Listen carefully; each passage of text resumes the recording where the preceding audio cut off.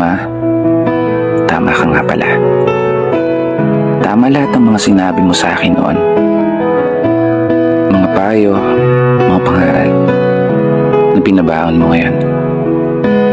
Na darating yung panahon na kailangan kong harapin yung mga pagsubok at hamon ng mag-isa, nang walang inaasahang tulong mula sa iba.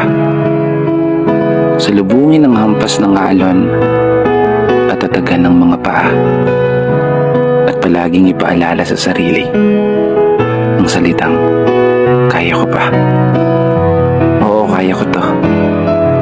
Gaya ng palaging sinasambit mo. Simula nung nasa sinapupunan pa lamang hanggang ako'y karga mo.